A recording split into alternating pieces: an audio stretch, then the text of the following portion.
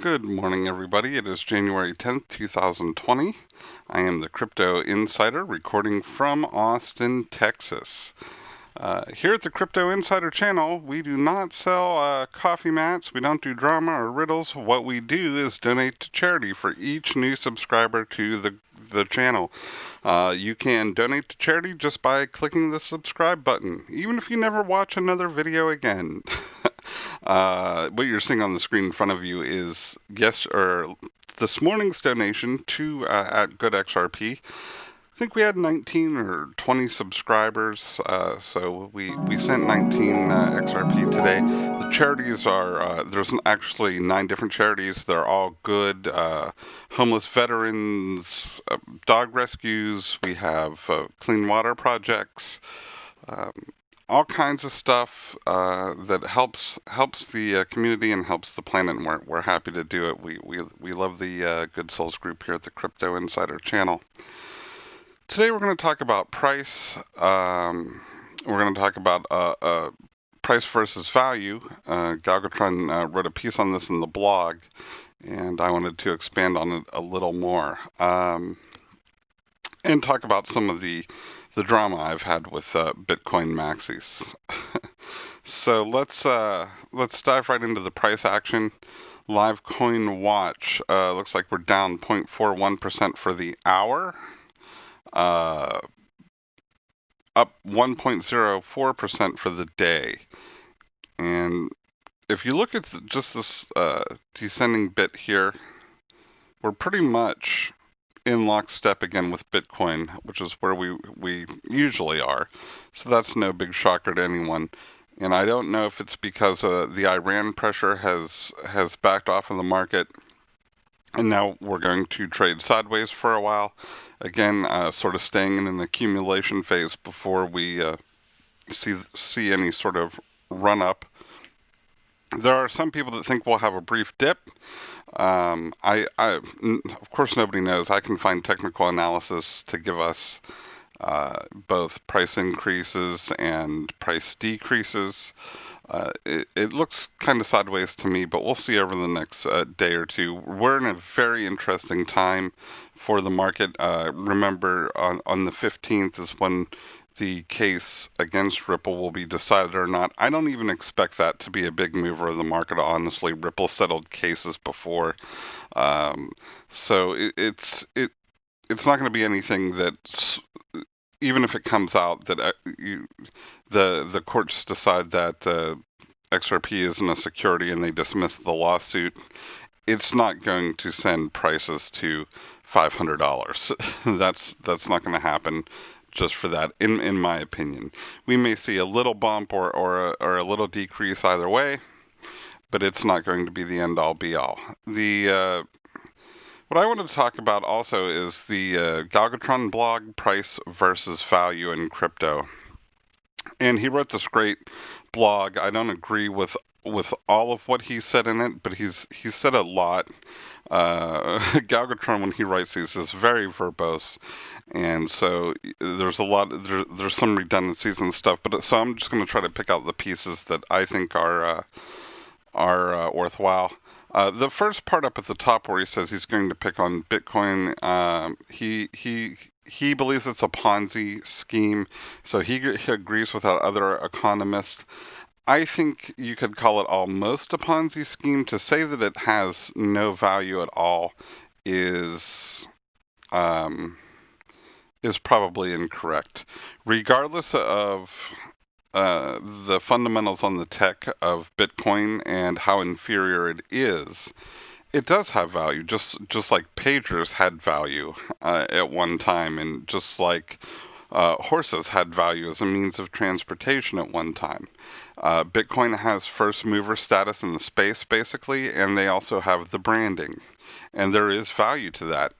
To say that it has a complete lack of value, I think is short-sighted, or a little bit of wishful thinking, because it is there and it is moving the market. And there are a lot of technical analysis. I watched something that High Altitude Investing and DIY Investing did a podcast, and they're still saying make sure you have over 50 or about 50% of your Bitcoin into or your crypto investments in Bitcoin, because it's the market mover and it's been the one that's performing. But the buck basically stops there. So prices don't always match value. You would think the most valuable coin would have the highest price. Is basically what Galgatron is trying to say in this blog. And it doesn't always work like that. Even if you think in terms of your household utilities, if you're here in the USA, uh, you don't really need electric to survive. You don't really need the internet to survive, but you do need water to survive. And if you're here in the US, you'll notice that generally your water bill, depending on where you live and how much you're using, is the cheapest of all the utilities. If you don't have it for 3-4 days, you're gonna die. So you would think that, wow, and it's pretty much the hardest thing to deliver, right? It takes a massive infrastructure and cleaning facilities. You would think this is just going to be a huge expense, way more than anything else, and it's not. And part of that has to do with because you need it to live so much that it's made a priority. But here's what he says in the blog. Ignoring the prices, then, how do we identify a coin with real significant value? As I said before, value is determined by the people that do or will use that crypto for a utility purpose. That means we need to look at coins that are being used or will eventually have this utility. Now, it's easy to look at each coin's white paper and read the very long list of promises that it hopes to deliver. But even Bitcoin promised a pile of stuff and couldn't deliver on any of it, not one. So a coin's white paper is just a good bunch of fluff unless they get some real world traction. Not a good way to determine value. And this is where I agree with Galgatron. It's not even that I have much of a disagreement with him before. It's just I don't think Bitcoin is worth zero, value-wise. So all the stuff that Bitcoin, if you remember when Bitcoin was conceptualized, it was it kind of really attracted the attention of the libertarians that said, oh, we can circumvent our country's fiat system and become this anonymous self-driving market with more privacy, more cryptography, and we can basically exist outside of a government that's manipulating currency, the fractional reserve banking system, all the things that they don't like. But we found out that's not the case. It takes a lot to mine Bitcoin. It's very research or it's very resource intensive to mine Bitcoin. There's whole power plants in China where most of the Bitcoin is mined. So even if you were going to argue that it's decentralized and no one has control over it, 70% of all mining takes place in China amongst a few companies. It may be just one now because I know they've been cracking down on them. I haven't looked into it for a while. And this idea that you were somehow going to circumvent the fiat system and have this anonymous form of payment only existed for a short time before anybody knew what Bitcoin was. And I'm going to go back here in this article by Kai Sedgwick from July 16, 2018. I'm not going to read the whole thing, but basically it says the headline is Bitcoin is great for criminals. It's even better for law enforcement. And I've heard this from prosecutors and people that forensically analyzed financial crime. Bitcoin's great because it's a public ledger. They don't have to get any subpoenas. This particular article talks about Russian hackers paying for their servers with Bitcoin, and that's how they were able to be tracked back to Russians. If they had, for example, took over your bank account or a PayPal account, or something like that, it would have been much harder to track these people down. So you don't have the clarity that you originally conceptualized in your white paper. I mean, you don't have the anonymity or the privacy that you thought you had. You certainly don't have the technical specs to beat the people that have come up behind you. Um, you have a huge environmental impact and resource intensive process to increase your supply. Um,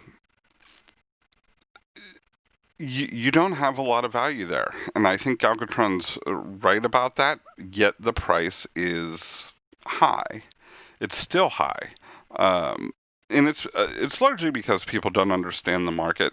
So if I explain to somebody XRP and exactly what XRP or any other altcoin does, uh, if I try to explain Zcash, or which actually Zcash or Monero is going to be better for you if you're after that libertarian ideal of privacy, it's going to be way better for you than Bitcoin. But now I'm digressing. Um,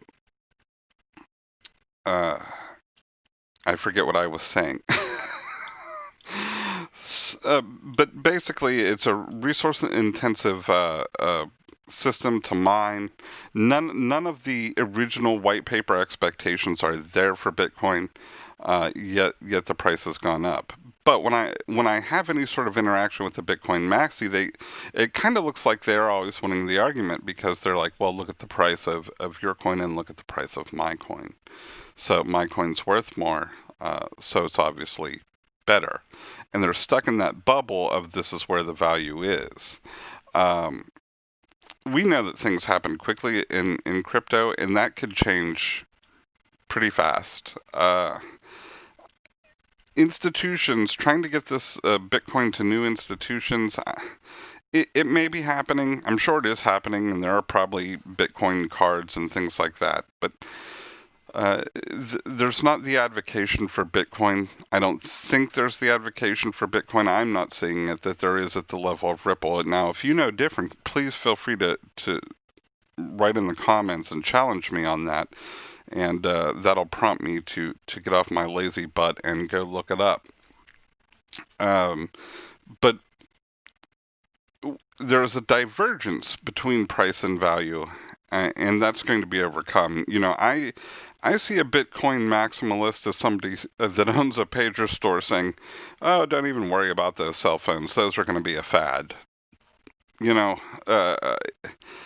and it's not, even if XRP took over the market right now and in 1 hour it was $17,000 and Bitcoin was pushed down to whatever and was following XRP. If that happened in the space of an hour, that would not make me happy. I'm never going to be happy because people have lost out.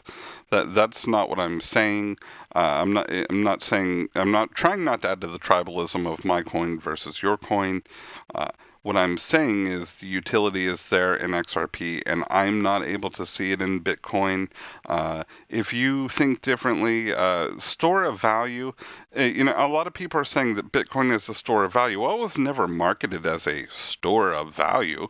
That's just something they've evolved into a talking point to justify the existence of Bitcoin as digital gold.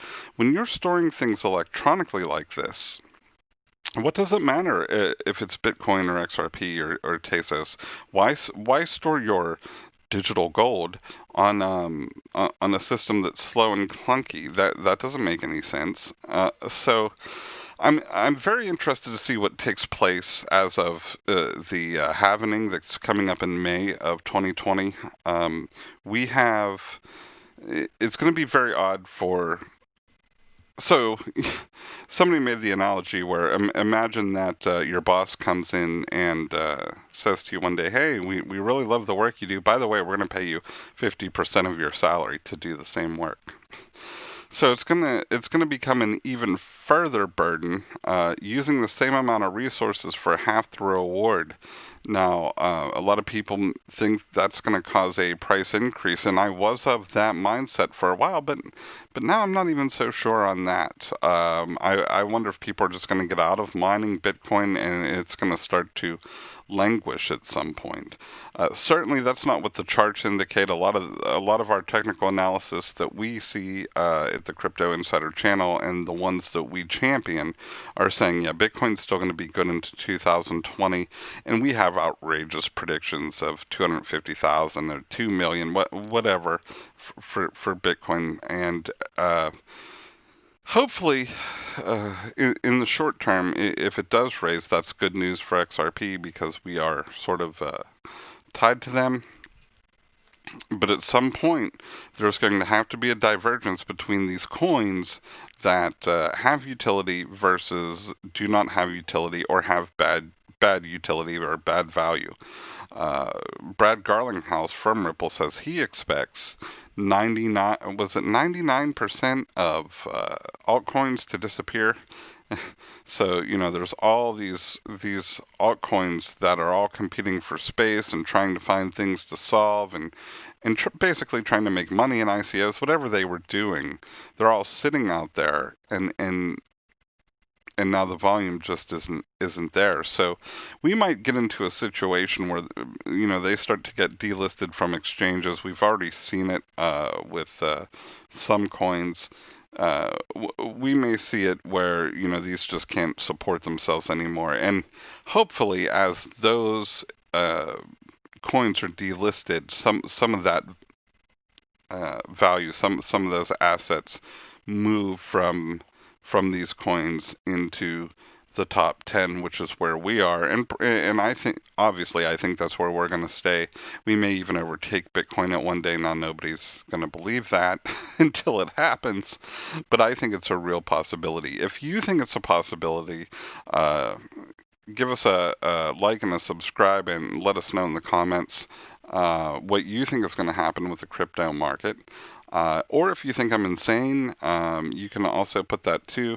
Please try to keep it respectful. Sometimes it's the nature of the internet, right? I realized this when I started my channel a month ago. No matter how good or bad my content is, doesn't matter. Somebody named CrapBoob69 is going to come along with their opinions, and that's fine. That's the way it is. Uh, but we thank you for watching. We hope you like the content and subscribe to our channel, and we will see you tomorrow.